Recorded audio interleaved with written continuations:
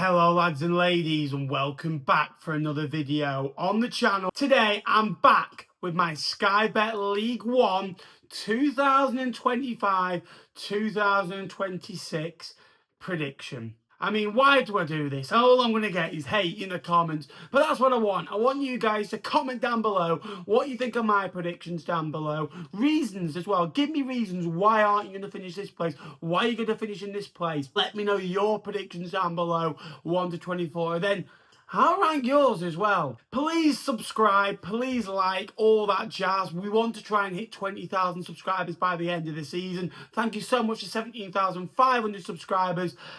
Let's get into it. Bottom of the table, I've gone for AFC Wimbledon. They've just come up from League Two and it is hard, always trying to stay in the division. Losses of Owen Goodman, who was on loan, and Josh Nerfel has left the football club. James Tilley on the other side have also left. I struggle to see where goals are going to come from to keep them in the division. Last season, they were very structured, hard to break down, very robust, and they were very hard to break down. Defensively, they were good. I feel they'll be in games, they'll just lose a lot of games by the odd goal. They have brought back familiar faces like Seddon, Alistair Smith, I think is a good signing as well. For me, they've just not done enough to stay in the division. 23rd place, Northampton Town, and they started the window by signing quite a lot of players at once. Tyrese Thorne is one of my favourite signings. I think that's a really good pickup. I really like the signing of Jordan Thornley as a bottom-end League One player, and Elliot List coming from Stevenage as well. For me, I struggle to see where goals are going to come from for them to keep them up again. Kevin Nolan did an okay job towards the end of the season. They ended up finishing 19th, but I do think it'll be third season syndrome for the Cobblers.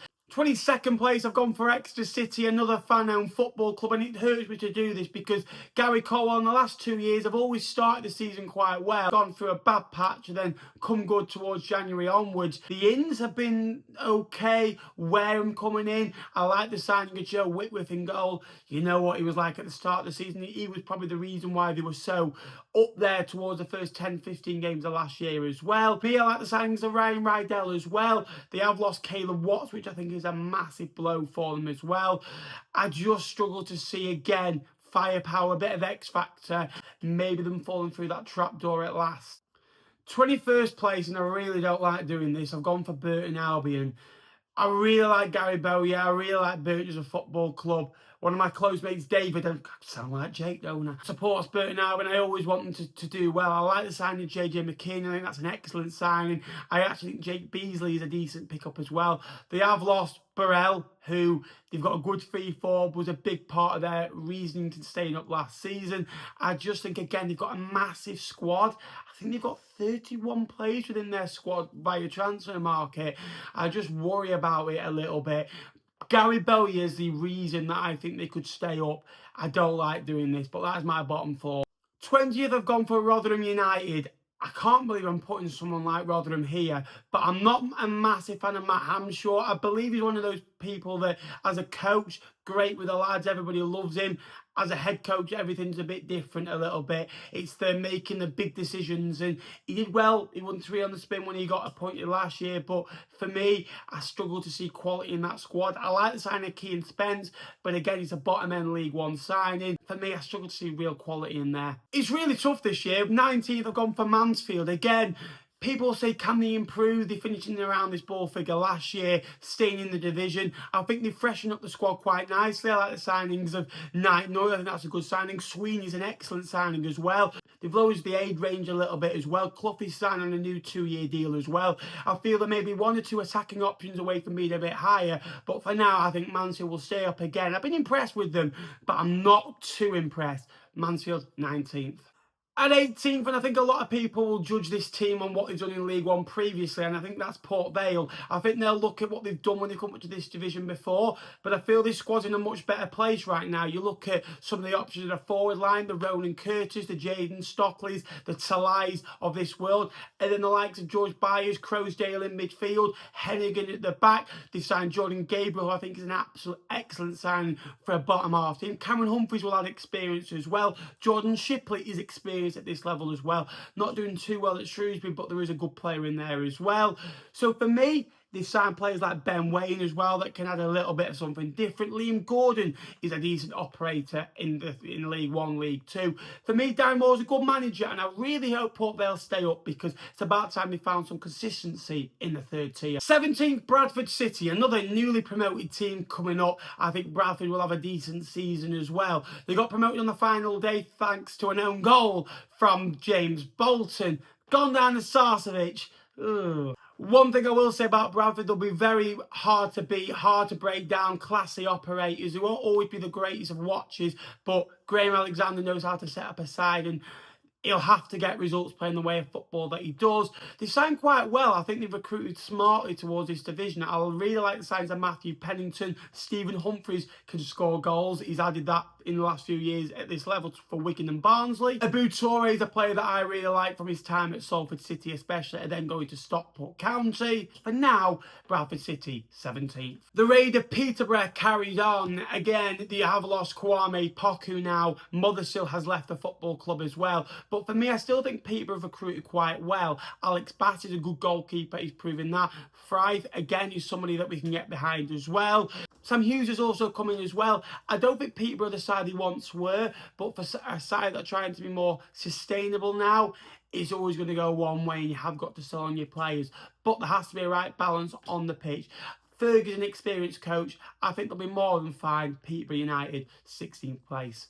Doncaster Rovers are in 15th. Really impressed with their business. Matty Pearson has come in. Brandon Hanlon knows how to score goals at this level as well. For many a different football club he scored goals for. Gillingham, Wycombe Wanderers, hopefully now at Doncaster as well. Robbie Gotts, for me, is a signing I'm really looking forward to seeing at League One. For me, I really like Grant McCann. They've got a lot of quality. They've got a lot of enthusiasm about it. They already had a good core as well. They won a league last year. You don't win leagues if you've not got a good mentality. For me, Doncaster Rovers, 15th.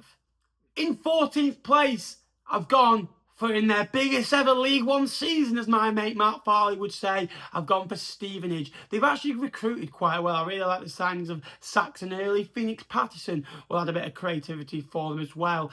Good player, Phoenix Patterson. Johnny Horton has also come in and added experience. They've got a nice squad, a nice blend. Alex Ravel in his second full year of management. A bit more experience now. There's a feel-good factor around Stevenage. Another year in League One. It's a great year for Stevenage. In 13th place, and Farley, you better get your cash out again, because I think Jake might pip you. I've gone for Lincoln City in 13th place. Big losses of Ethan Arahan, Sean Rowan and Paudie O'Connor. Now, in my eyes, Paudie O'Connor and Sean Rowan were in the top 5 centre-backs in the league last year, and Ethan Arahan is one of the best defensive-minded midfielders in the division as well. They are huge losses. However, Sonny Bradley and Riley Towler are good recruitments in defensive areas. They will obviously need a defensive midfielder to replace Ethan, but he's probably irreplaceable on a Lincoln City budget right now. Maybe 1 or 2 away, bar that. They have got quality. They signed James Collins in January. There's a good feel-good factor around the football club. They're a decent-sized club, and if things go well, they'll be okay. Lincoln City, 13th. Slipping down that table, Jake. Come and join us, mate. In 12th, I've gone for Barnsley. A bang average season for Barnsley, a bit like last term. I struggle to see again quality, a bit like clubs that have got above them. They've signed okay. David McGoldrick is okay. He's 37 now. You've still got a good year. Ogbeta is a decent signing if you can get minutes out of him as well. Interesting season for Barnsley, but I think it's going to be a 12th place finish. 11th place, gone for Wigan Athletic. The transfer window hasn't shut yet and they could still lose Sam Tickle, which will be a big blow. But for me, they have strengthened in areas that they needed to strengthen in, and that was certainly forward areas. You signed Paul Mullin, who knows where the back of the net is at this level. I think Callum Wright's an excellent signing as well. Fraser Murray has also come in as well, and Dara Costello has impressed me at Accrington Stanley and Northampton. Ryan Lowe came in the back end of last year as well. He's a front-footed manager as well. It'd be interesting to see him put his stamp on this side. For me, an improvement for Wigan. Not too great, not too bad, but as long as he score more goals and finishes inside the top half, I think it'd be a great season for Wigan Athletic. In 10th place, I've gone for Reading. One of the signs of the League One window in Paudie O'Connor coming in as well. They've also kept Lewis Wing and they've kept the core of the squad together, which is a good thing. Big expectations of Reading now. The Couigs have come in. The ownership issues have gone, so that feel-good factor on the club, play against everything going against you has gone. So will the spirit go? I don't think so. I like the signing of Finley Burns as well. He impressed me at Stevenage a couple of seasons ago. For me, Reading, just outside the playoffs. In ninth, I've gone for Cardiff City. Their transfer window, that's about it, really. Nothing has come through the door yet. We are still waiting on potential new ownership, things happening there. I've gone for them just outside the playoffs. They've got a very small squad, 21 players. Only Blackpool have a same squad size as them. Cardiff are still a few away, and for me, not in the playoffs right now. Ninth. In eighth place, I've gone for Wycombe Wanderers. And actually, when Mike Dodds walked through the door till the end of the season, Wycombe were ranked 8th in the table. They limped over the line and got into the playoffs.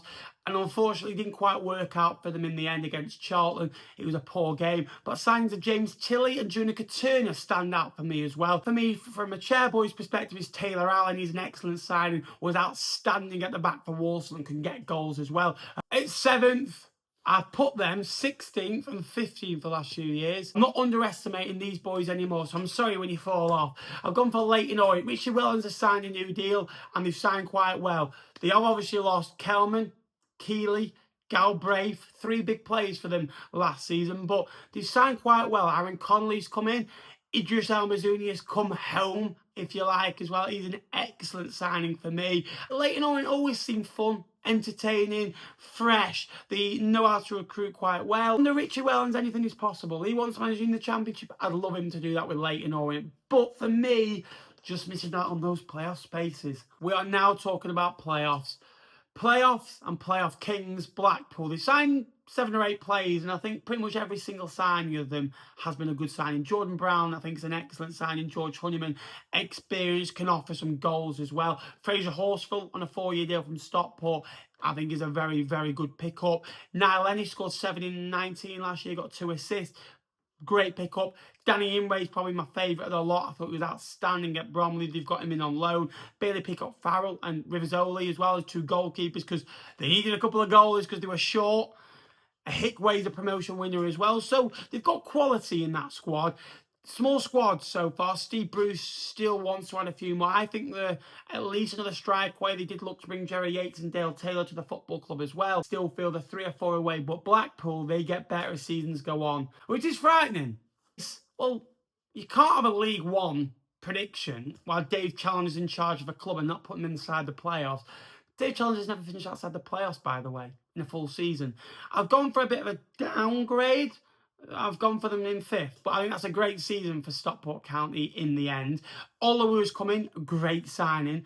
Rumoured talks of Nathan Lowe coming in, which could change everything as well. So for me, a great window. They've freshened up the squad a little bit. They've kept a core. They've got more than enough quality. A fan base where it's rocking. Stockport and Blackpool are similar clubs, I feel, in terms of the fans are right on you. Great atmospheres at home. At 4th, I still don't think they're done yet, but I think they'll get in the playoffs. I've gone for Plymouth. I really like the signings of Caleb Watson. That's an excellent signing as well.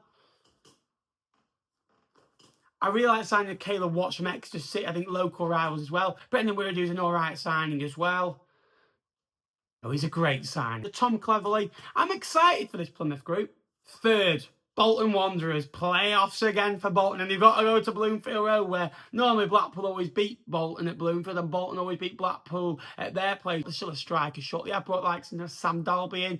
Midfielders Ethan Arahan. What a signing, by the way, when you've got him, Morley, Sheehan. I still feel, obviously, they've lost Aaron Collins, they've lost Santos, they've lost the Gethin Jones, they've lost the kind of the core of the squad that has got them to place in the last few years. But for me, I think they needed that. I think they just need a reset of the mentalities, and they've started to get that now. Bolton Wanderers under Schumacher, they'll be up there, 3rd. 2nd place, Luton Town. Big squad, big expectations after 2 relegations. They've gone from the Premier League to League One in 2 years. They've gone from St James's Park in Newcastle to St James's Park in Exeter. It's quite a way, and it's quite a way down as well. They have signed quite well. Naki Wells, 35. Josh Keeley is an excellent signing as well. Really impressed me last term on loan at Leyton Orient. And Akima Doffin, I do feel maybe one more through the door would be great in a forward line. In 1st place, I've gone for Huddersfield Town. You go through the business of who they've signed, and you think there's not a bad signing there. Alfie May. Last for 3 or 4 years probably wouldn't have been the best striker in League One. There's no problem about it. He's been the best striker in League One, has Alfie May. You look at Lyndon Gooch is a solid option, promotion winner with Huddersfield. Promotion winner with Sunderland. Murray Wallace, great signing. Jack Watmore, Ryan Ledson, our experienced pros. Sean Rowan, the best left-footed centre-back in my eyes in League One. Josh Feeney will add a little bit of nice balance and a bit of youth on the side. Marcus McGuane, Marcus Harness. These are great players. They also signed Joe Taylor and Dion Charles in January. They've got a more than capable squad. Big egos, big expectation. It could go one way or another. But I'm going to say Huddersfield Town will win the league under Lee Grant. He knows how to win the league. He was at Ipswich. Huddersfield are going to win League One this season.